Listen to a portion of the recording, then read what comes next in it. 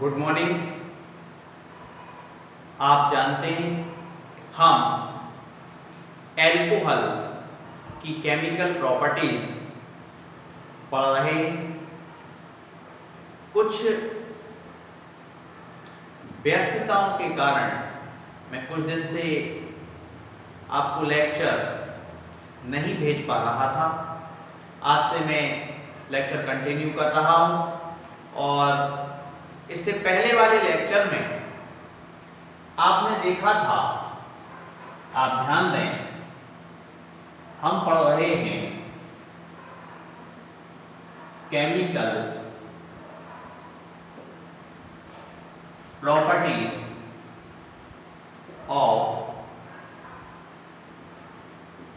Alcohol. Alcohol के रासायनिक गुण आप पढ़ रहे हैं। इसमें फर्स्ट प्रॉपर्टीज जो आपकी थी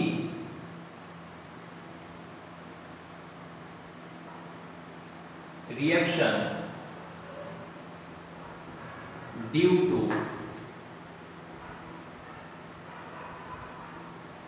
क्लेव्ज ROH बॉन्ड मीन्स इसमें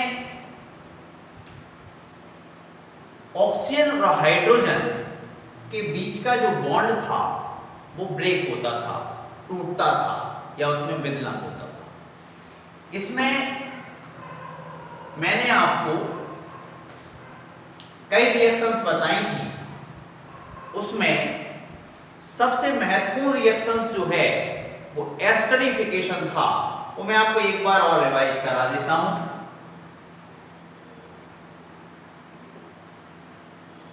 एस्टरिफिकेशन इसी के अंतर्गत था। इसी को हम हिंदी में बोलते हैं एस्टरिकल। ये आईएमपी टॉपिक भी है बोर्ड एग्जाम के लिए, आप एक बार और देख लें। इसमें एल्कोहल को रिएक्ट कराते हैं, alcohol react with carboxylic acid और रिएक्ट विथ कार्बोक्सिलिक एसिड। आप ध्यान दें, मैं एक कार्बोक्सिलिक एसिड लिख रहा हूं, RCOOH। एक कार्बोक्सिलिक एसिड का फॉर्मूला है। इसको रिएक्ट किससे कराना है? एल्कोहल से। RO और H, ये मैंने एल्कोहल लिख दिया, पलट के लिखा हुआ है। ये रिवर्सिबल रिएक्शन होता है in the presence of sulphuric acid. Sulphuric acid की प्रेजेंस में होता है। मैं आपसे कह रहा हूं reaction due to cleaves OH, O और H के बीच का बॉन्ड क्लेव्ज होना है, टूटना है। मीन्स ये बॉन्ड कहां से ब्रेक होगा? यहां से ब्रेक होगा और इसका OH टूट जाएगा, आपका निकल जाएगा H2। अब आपके पास बचता है RC, यहां पर O है और अगेन R, मीन्स ही बन गया आपका RCOOR। इसी को हम कहते हैं एस्टर। यदि हम R के प्लेस पर एक एल्काइल ग्रुप रख दें, CH3 रख दिया, यहां मैंने C2H5, it's acetic acid, it's ethyl alcohol. इसके प्लेस पर CH3 आ जाएगा, यहां पर C2H5, ये मैंने रख दिया C2H5 और ये CH3। ये भी एस्टर, इसका नेम है इथाइल एसीटेट। इस रिएक्शन में एस्टर का फॉर्मेशन होता है, इसलिए हम इसको एस्टरीकरण या एस्टरिफिकेशन कहते हैं। ये मैं आपको पढ़ा चुका हूं। कुछ और रिएक्शंस भी मैंने बताए थे इससे पहले वाले लेक्चर को आप देख। Next,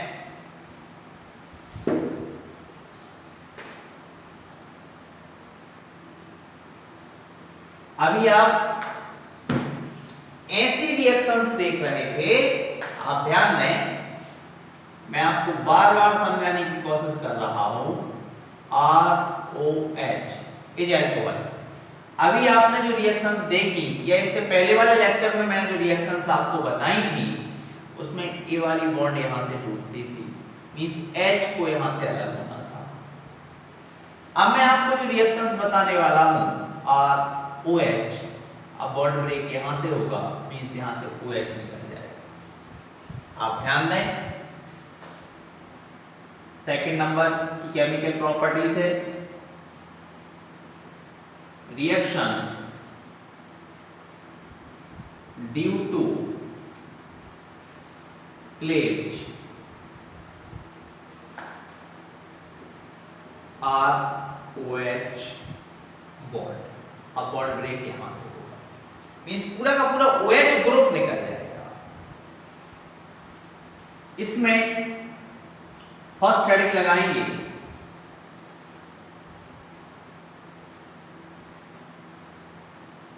reaction with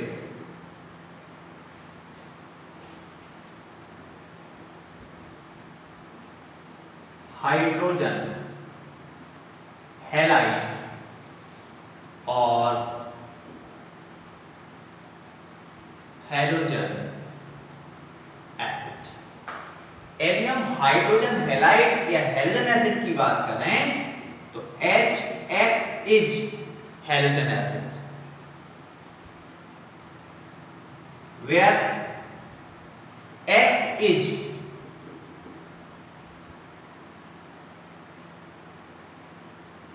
chlorine, bromine, iodine, means कोई सी भी हैलोजन हो सकती है। यहां आप ध्यान दें, अब हम हैलोजन एसिड या हाइड्रोजन हैलाइड के साथ एल्कोहल को रिएक्ट करें। आप ध्यान दें, ROH HX, ये आपका एल्कोहल का। आप ध्यान दें, किस बॉन्ड की बात कर रहा हूं, R और O के बीच में जो बॉन्ड है, मींस एल्काइल ग्रुप और ऑक्सीजन के बीच में जो बॉन्ड है वो बॉन्ड ब्रेक होगा, यहां से बॉन्ड टूटेगा एल्कोहल का, तो OH टूट जाएगा, ये H2O, RX H2O। यहां एल्काइल हैलाइड का फॉर्मेशन हो गया।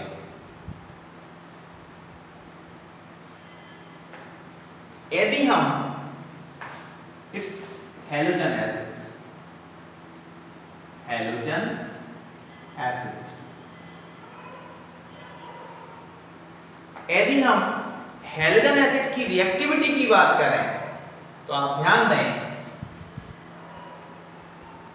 HI HBr HCl,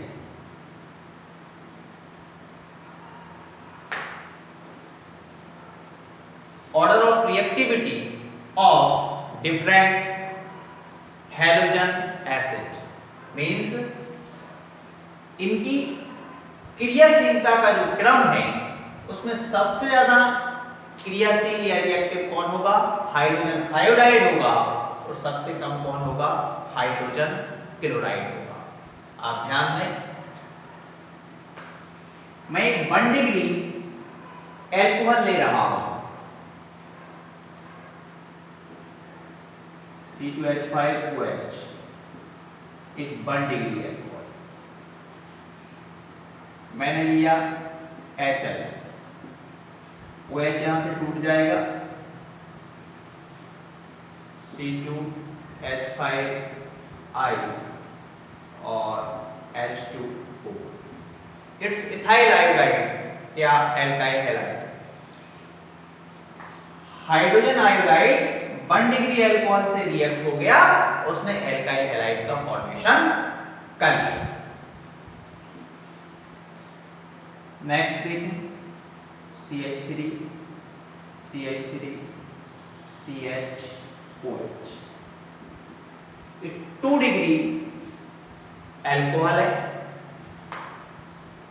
रिएक्ट कर रहा हूं HBr को, आप ध्यान दें, हाइड्रोजन आयोडाइड ने जब रिएक्शन की थी किसी कैटलिस्ट की जरूरत नहीं पड़ी, किसी कैटलिस्ट की रिक्वायरमेंट नहीं थी। बट हाइड्रोजन ब्रोमाइड जब रिएक्ट होगा तो कैटलिस्ट चाहिए, कंसंट्रेट H2SO4, ये बॉन्ड यहां से टूट जाएगा, H2 CH3 CH3 CHI, ये 2 डिग्री एल्काइल हैलाइड है। ऐसा क्यों हुआ? यहां कैटलिस्ट की प्रेजेंस नहीं है जबकि यहां कैटलिस्ट की प्रेजेंस है। उसका रीजन ये है, hydrogen iodide is more reactive, ज्यादा रिएक्टिव होता है, इसलिए किसी कैटलिस्ट की इसको जरूरत नहीं होती। जबकि हाइड्रोजन ब्रोमाइड हाइड्रोजन आयोडाइड के कंपेयर में कम रिएक्टिव होता है, इसलिए कैटलिस्ट की प्रेजेंस में ही रिएक्शन कर सकता है। और एक बात और देखें आप, हाइड्रोजन आयोडाइड 1 डिग्री अल्कोहल से रिएक्ट हुआ था जबकि हाइड्रोजन ब्रोमाइड 2 डिग्री अल्कोहल से रिएक्ट हुआ है। इसका रीजन भी अभी आपको मालूम चलेगा। अब मैं बात करता हूं HI की, आप इतना नोट कर लीजिए, फिर मैं HI की बात करता हूं। बता दूं,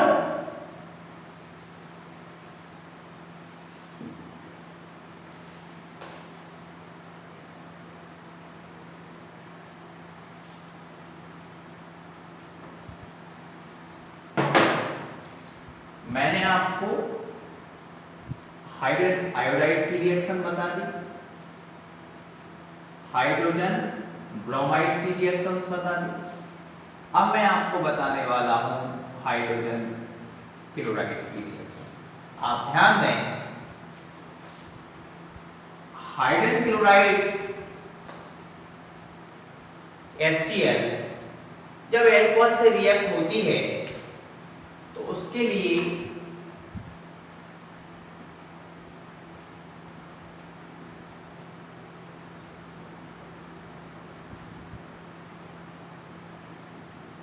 HCl जब एल्कोहल से रिएक्ट होगा तो उसके लिए प्रेजेंस की जरूरत होती है, कैटलिस्ट की जरूरत होती है। और वो कैटलिस्ट कौन होती है?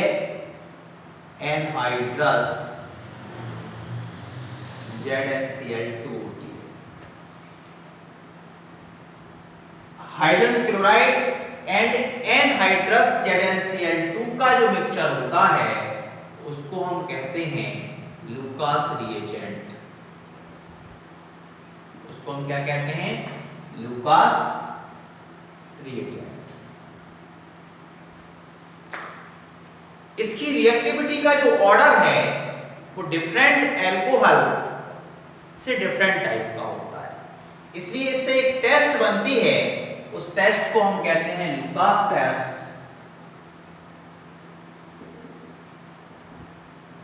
तो इसी हाइड्रोजन हैलाइड या हेलोजन एसिड की रिएक्शन में एक टेस्ट बन जाती है, उस टेस्ट का नाम है लुकास टेस्ट। इसका क्या यूज है और ये हम क्यों यहाँ पढ़ रहे हैं अभी आपको पता चलेगा। आप हेडिंग नोट कर लेंगे लुकास टेस्ट, क्योंकि बोर्ड एग्जाम में लुकास टेस्ट के नाम से क्वेश्चंस पूछी जाती है। आप ध्यान दें,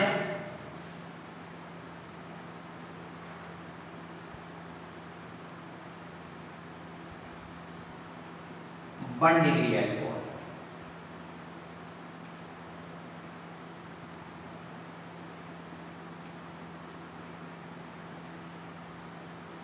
two degree alcohol,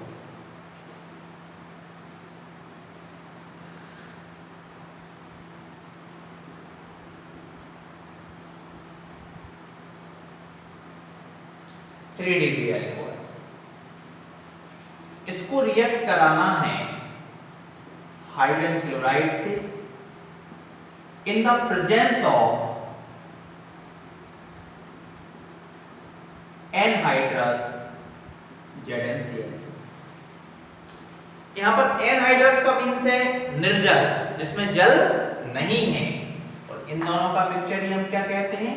Lucas reagent. मतलब हम एल्कोहल को रिएक्ट किससे करा रहे हैं? लुकास रिएजेंट से रिएक्ट करा रहे हैं। आप ध्यान दें, कौन सी बॉन्ड ब्रेक होना है? एल्काइल ग्रुप और ऑक्सीजन के बीच की बॉन्ड ब्रेक होना है, मींस ए वाली बॉन्ड ब्रेक होना है, टूटना है, क्लेव होना है। ए बॉन्ड टूटेगी, ये यहां भी यही कंडीशन होगी।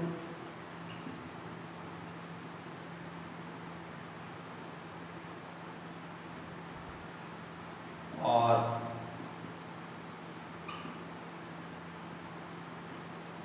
यहां भी यही कंडीशन होगी।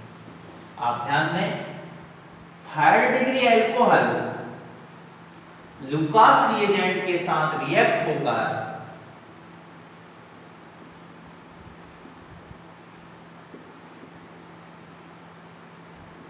ये एल्काइल हैलाइड है। एल्काइल हैलाइड का व्हाइट प्रेसिपिटेट बनाता है, व्हाइट पीपीटी, सफेद अपक्षेप बनाता है। और कैसे बनाता है? इमीडिएटली,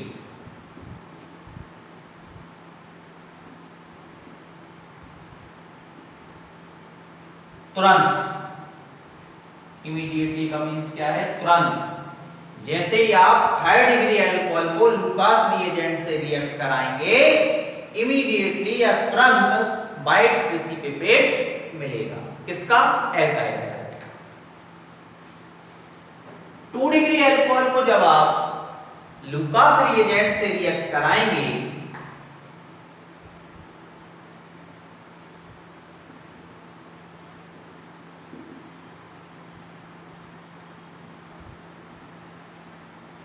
तब भी आपको व्हाइट प्रेसिपिटेट मिलेगा। किसका? एल्काइल हैलाइड का। What? After 5 minute, after 5 minute. आप ध्यान दें, third degree alcohol Lucas reagent के साथ इमीडिएटली या तुरंत व्हाइट प्रेसिपिटेट दे रहा था। 2 डिग्री एल्कोहल व्हाइट प्रेसिपिटेट तो दे रहा है, बट आफ्टर 5 मिनट, 5 मिनट के बाद दे रहा है। अब हम 1 डिग्री की बात करते हैं। No white precipitate at room temperature. Room temperature पर 1 डिग्री एल्कोहल लुकास रिएजेंट के साथ व्हाइट प्रेसिपिटेट नहीं देता। तो कब देता है? हीट करने पर। जब आप उसको हीट करेंगे तो वो एल्काइल हैलाइड का व्हाइट प्रेसिपिटेट देगा। आप ध्यान दें, थर्ड डिग्री एल्कोहल ने इमीडिएटली व्हाइट प्रेसिपिटेट दिया, 2 डिग्री ने 5 मिनट के बाद दिया, और 1 डिग्री ने रूम टेम्परेचर पर कोई व्हाइट प्रेसिपिटेट नहीं दिया। इसी के द्वारा हम 1 डिग्री, 2 डिग्री और 3 डिग्री एल्कोहल का टेस्ट लगा लेते हैं कि कौन सा एल्कोहल 1 डिग्री है और कौन सा एल्कोहल 2 डिग्री है और कौन सी एल्कोहल 3 डिग्री है। मींस एल्कोहल का आइडेंटिफिकेशन हम इससे कर सकते हैं, इसीलिए इसको हम बोलते हैं लुकास टेस्ट। यहां लुकास रिएजेंट से यदि हम रिएक्टिविटी की बात करें तो आपको एक ऑर्डर मिलेगा 3 degree, 2 degree and 1 degree. Means 3 degree alcohol Lucas reagent से इमीडिएटली रिएक्ट होगा और 1 डिग्री एल्कोहल रूम टेम्परेचर पर लुकास रिएजेंट से रिएक्ट नहीं होगा। ऐसा क्यों होता है? इसके लिए हमें इसकी मैकेनिज्म देखनी होगी। अब हम बात करते हैं मैकेनिज्म की। इसको नोट कर लीजिए आप, मिटा दो। ओके,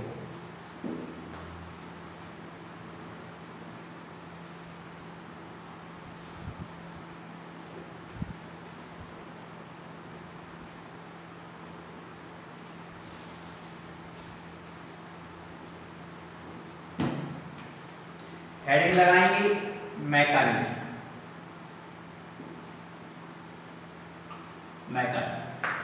जनरली बोर्ड एग्जाम में मैकेनिज्म नहीं पूछी जाती है, बट रिएक्शन को समझने के लिए मैं आपको मैकेनिज्म भी बता देता हूं। आप ध्यान दें, ROH इसके पास लॉन पेयर होगा, एल्कोहल है,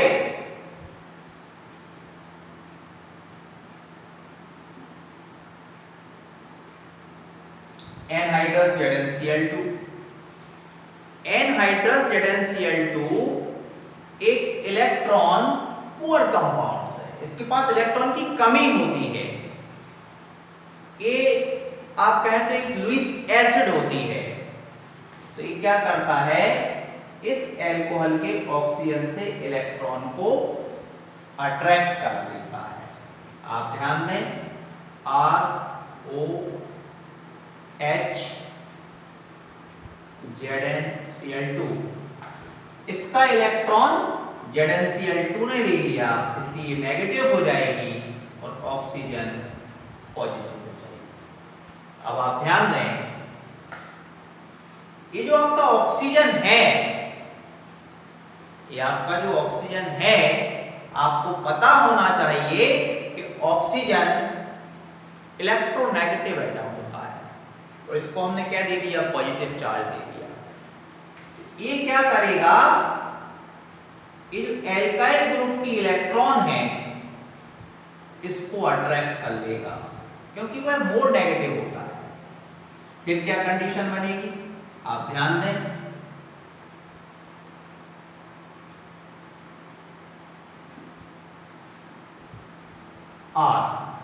एल्काइल ग्रुप और पॉजिटिव चार्ज आ जाएगी,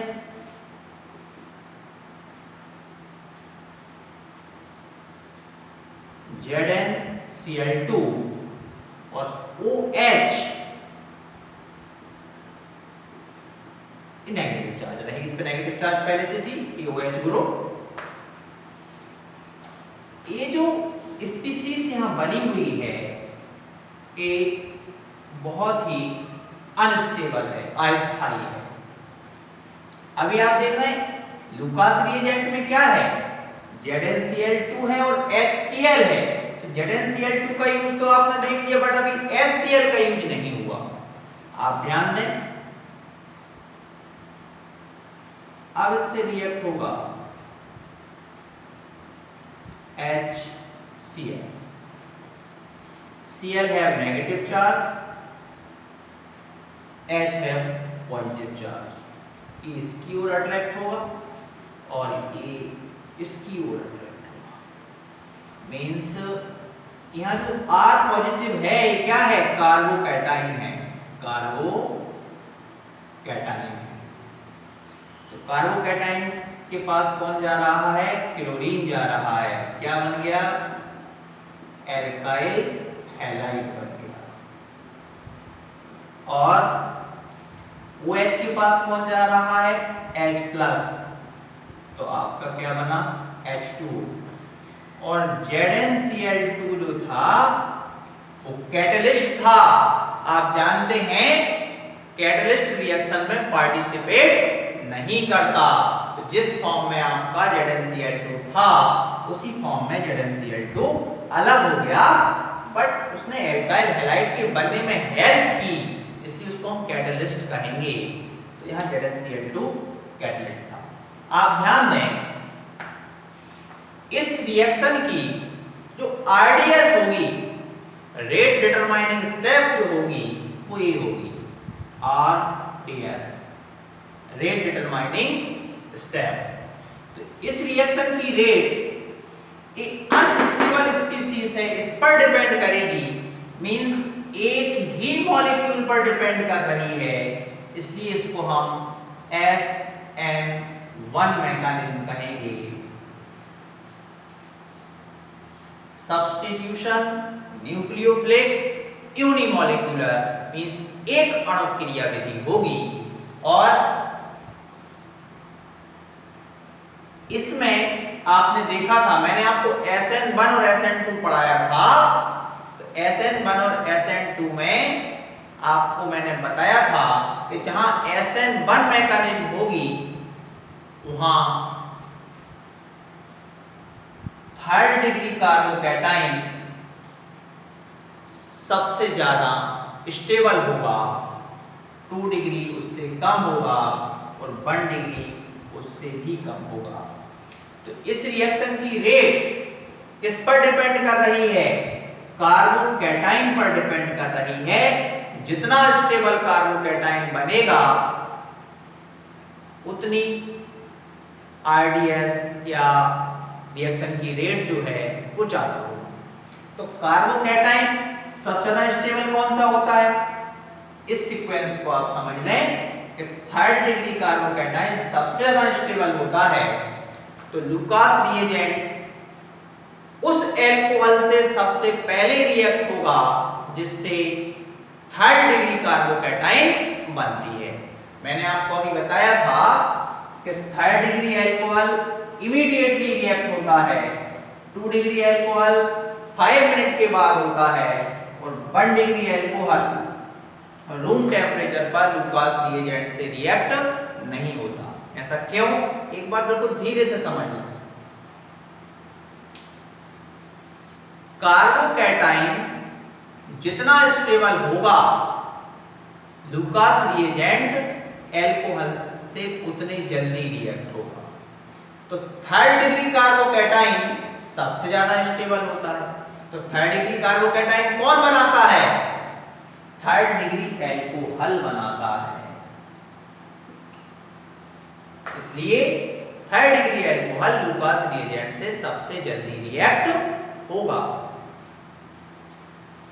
2 डिग्री कार्बोकैटाइन थर्ड डिग्री से कम स्टेबल होता है, इसलिए 2 डिग्री एल्कोहल 5 मिनट के बाद आफ्टर 5 मिनट के बाद रिएक्ट होगा और थर्ड डिग्री इमीडिएटली रिएक्ट होगा।